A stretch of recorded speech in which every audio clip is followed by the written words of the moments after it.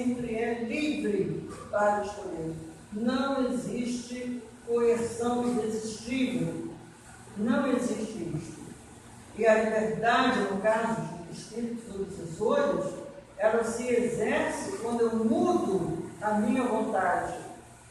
Porque é a minha vontade, modulando meus pensamentos, que atrai os companheiros desencarnados. Os desencarnados que eu tenho junto a mim, eles são absolutamente sintonizados com aquilo que eu sou, verdadeiramente. Por quê?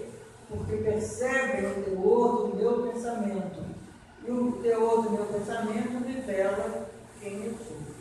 Então, se eu estou com maus companheiros espirituais, a culpa não é dos companheiros. A responsabilidade é minha.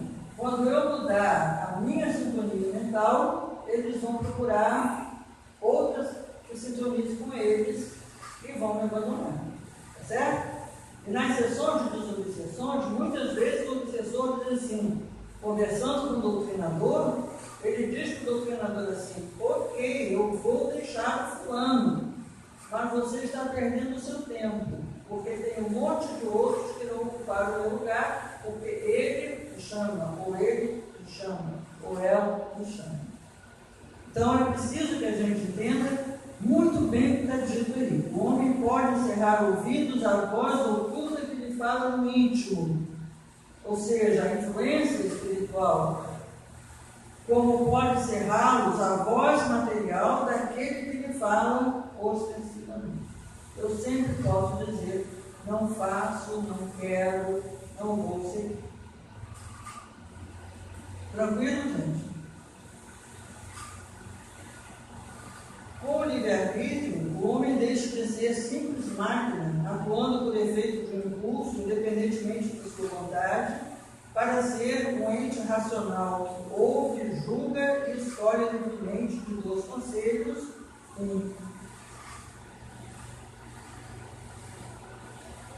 O homem é apenas um espírito encarnado que conserva, sob o envoltório corporal, as qualidades e os defeitos que tem como espírito.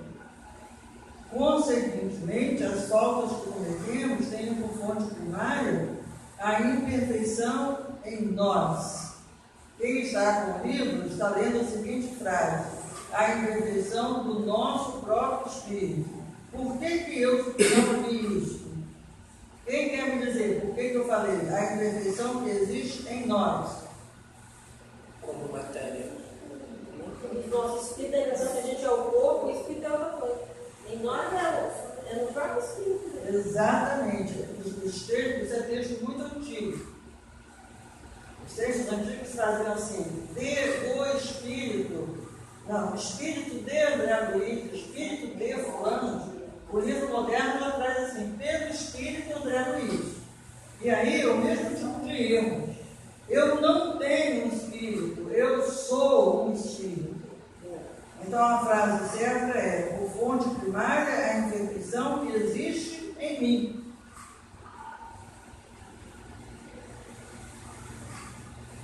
E isso porque ainda não conquistei a superioridade moral que um dia alcançarei, mas que nem por isso deixo de ter o livre-arbítrio. Claro que o livre-arbítrio é um atributo. Eu vou usando melhor à medida em que eu evoluo, à medida em que eu progrido. O livre-arbítrio não é um atributo que faz com que minhas escolhas sejam certas. O livre-arbítrio é o meu direito de escolher. O conteúdo da escolha, quem estabelece sou eu. Ok? Até aí? E tudo isso decorre da justiça e da bondade divinas. Se Deus é soberanamente bom e justo, não pode agir caprichosamente nem com parcialidade. Logo, as vicissitudes da vida derivam de uma causa. E, sendo que Deus é justo, justa há de ser essa causa.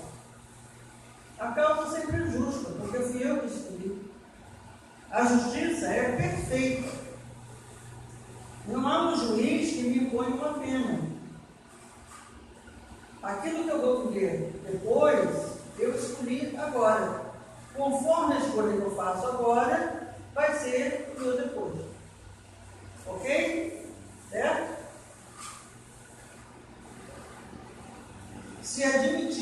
justiça de Deus, não podemos deixar de admitir que esse efeito tem uma causa. E se esta causa não se encontra na vida presente, deve achar-se antes, porque em todas as coisas a causa deve vir antes do efeito. A pedra não vai cair na minha cabeça se eu não jogá-la para o alto. Certo? Esse raciocínio é uma das assertivas para defender a reencarnação. Sem a reencarnação, a nossa ideia de justiça divina fica muito torta. Porque como que uma criança nasce com um monte de problemas enquanto outros nascem saudáveis? Como que uns nascem numa família rica e outros nascem na mais absoluta pobreza? Se nós não imaginarmos que há fatos antecedentes a esse nascimento, Deus então é muito justo, porque dá do bom e do melhor a uns filhos e a outros só dá o ruim. Então, esse raciocínio que nós estamos desenvolvendo é uma premissa básica em defesa da reencarnação. Então, se a causa não se acha no presente, deve achar-se antes desse momento, porque em todas as coisas a causa deve preceder ao efeito. Há, pois, necessidade de a alma já ter vivido, para que possa merecer estar vivendo agora nesse momento. Está indo até aí? Aí aqui tem uma partezinha que é muito interessante. Pena que vocês todos não têm livro, mas eu acho que depois a gente vai fazer um trabalho bem bom em cima disso aqui. Porque isso aqui trata de um monte de coisas que a gente compreende errado. Olha só, página 36, o fato de haver uma relação de causalidade dos problemas, doenças e dores que enfrentamos, consequências de nossas ações, não significa que as causas estejam necessariamente em vidas anteriores.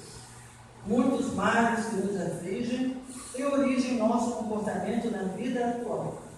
E há enfermidades, limitações e deficiências físicas que são decorrentes do mau uso, isto é, usamos mal o corpo e lhe provocamos estragos. Isso acontece particularmente com vícios e indisciplinas que geram graves problemas de saúde. Certo? Nada que estou sofrendo porque fiz isso, fiz aquilo há 200 anos atrás. Olha ontem, olha antes de ontem, que é mais provável que esteja logo ali. Quando a gente consegue relacionar bem o que nós fizemos para dar causa pelo que estamos vivendo, a resignação é sempre maior. Então é importante a gente procurar essa correlação.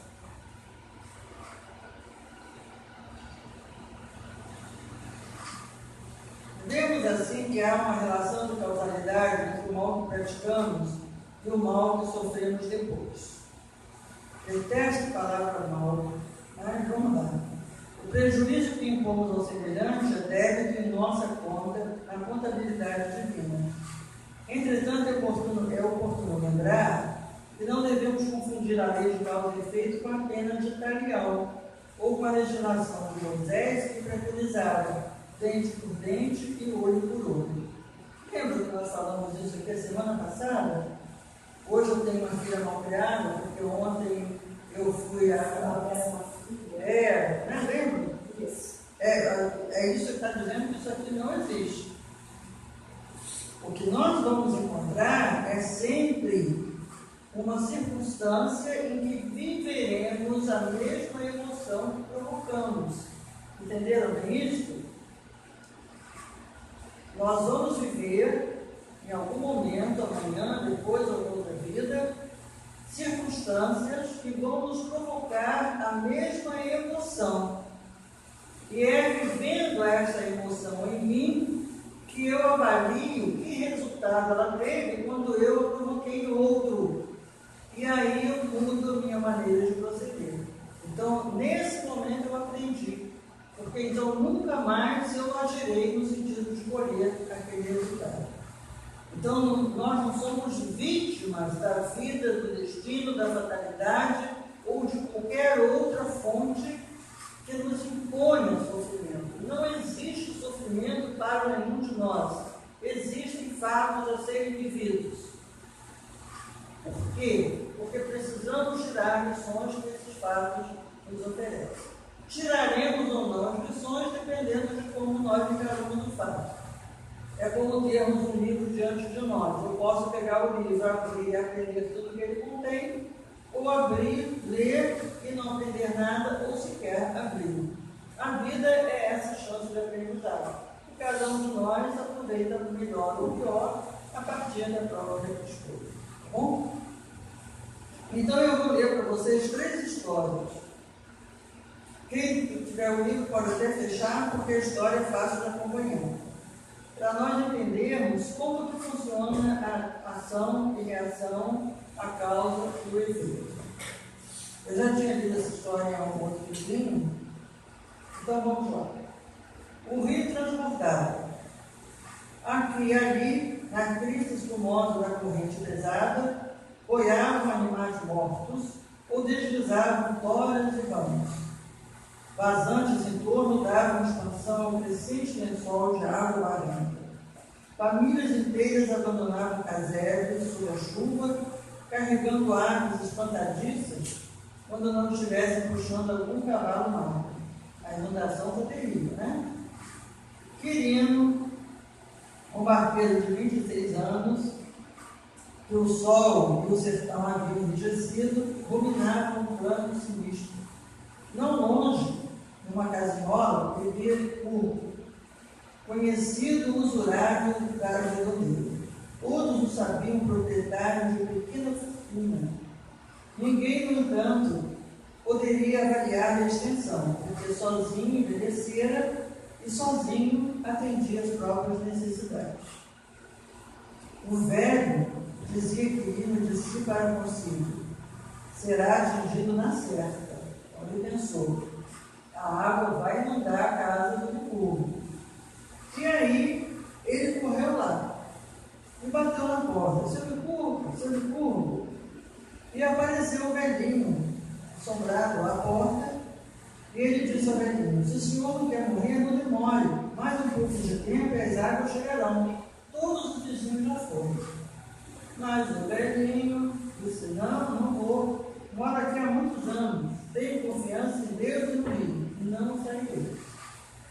E aí, Quirino, muito zangado, deu um empurrão na porta, entrou e apertou o pescoço do velho. Lá se foi o velho. Quirino toma os despojos da vítima no cobertor e, em minutos breves, o cadáver mergulha no rio. Logo após, volta a casa e recompõe tudo que ele havia vestido. Ele havia encontrado cédulas mofadas, moedas antigas e diamantes, muitos diamantes. Então ele joga o corpo do velhinho no rio, junta tudo, arruma lá a casinha e vai embora. Passado algum tempo, o homicida não vê que uma sombra se lhe esgueira à retaguarda. É o espírito de Licurgo que acompanha o tesouro. Onde estiver seu coração, aí estará o seu tesouro. O velhinho desencarnou, mas continuava querendo ser rico de coisas materiais. Pressionado pelo remorso, o barqueiro abandona a região e instala-se numa grande cidade com pequena casa comercial e casa-se procurando esquecer o próprio arrependimento. Mas aí recebe o velho Licurgo reencarnado como seu primeiro filho. Certo? Ninguém vai precisar matar o Quirino, roubar o Quirino. Como que ele vai se redimir diante daquele que ele matou? Amando. Certo? Amando. Provavelmente